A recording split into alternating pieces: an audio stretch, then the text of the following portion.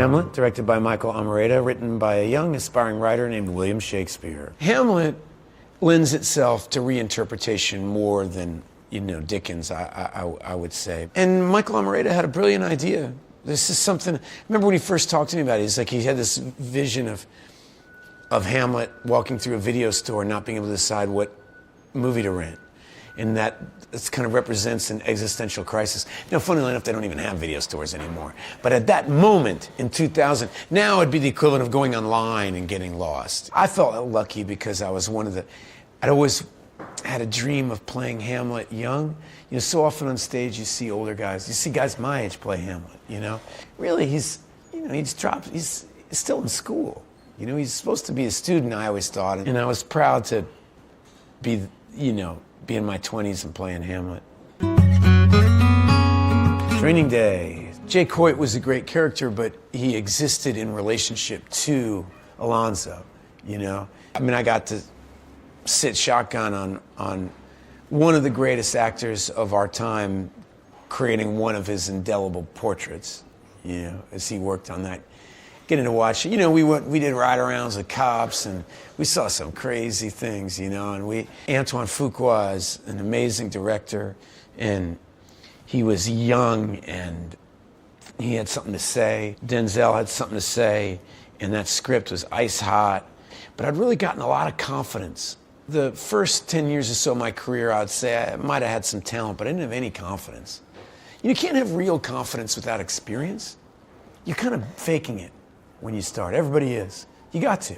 And I was just starting to get confidence, enough confidence to act with Denzel and not, be a shrinking violet. Anything that I had learned from De Niro and stuff, went to another level with Denzel because it was just a much more all-encompassing experience. Magnificent Seven. Antoine said that he and Denzel were making Magnificent Seven. And I said, that means there's 6 other parts, dude, and I better be one of them. And there we were, all deciding to make a Hollywood Western. Antoine had every toy. We had Gatling guns and 100 horses and cranes. And it's the biggest budget movie I ever made. It was an event making that movie. It was 107 in the shade and raining. We'd spend the day on the horse. I'd be in this wool suit and just I'd have to change my suit 4 times a day, just dripping in sweat. We had the best stunt team in the world.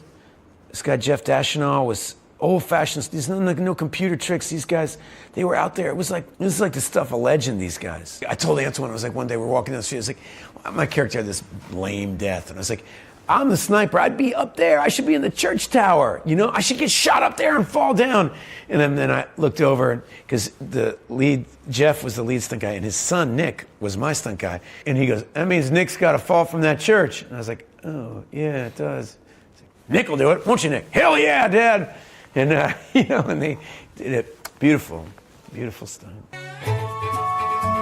Maggie's Plan, written and directed by Rebecca Miller. It was wonderful to be directed by a woman. 95% of the movies I've done have been directed by men. It's just been I'm a symptom of my era. But Rebecca Miller is just fabulously dressed, funny, witty, smart, and, kind of all over the place, but then secretly brilliant. Greta Gerwig is, I'm working with some of the best women of my generation, Julianne Moore. I haven't been in very many comedies.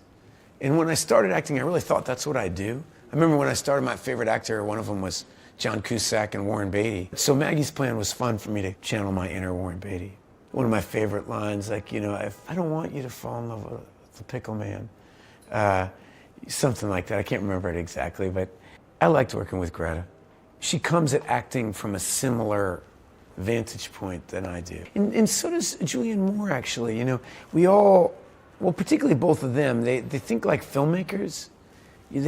Julie really understands the way movies work and how storytelling works, the actual geometry and math of making a good movie and what an audience wants to see. She has a great awareness of that. Greta is a writer. I like being on set acting with people who write, like myself. I like people like me. First Reformed, written and directed by Paul Schrader. I had never worked with Paul before. Paul, for people that don't know, he wrote Taxi Driver. And when I got this script, I knew it was one of the best characters I'd ever been offered. He's a great writer.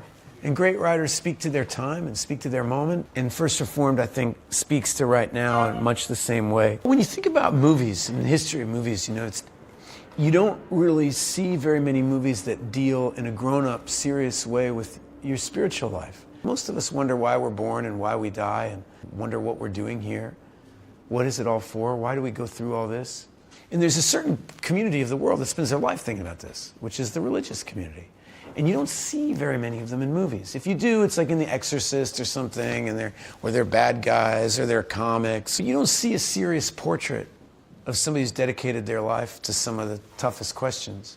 And Paul is smart enough and well-educated to write such a part. The movie, in a lot of ways, is like a scream. It's a roar from an old lion, who's kind of roaring at his own generation and roaring at young people. He's just asking questions. And I think that that's like one of the jobs of movies.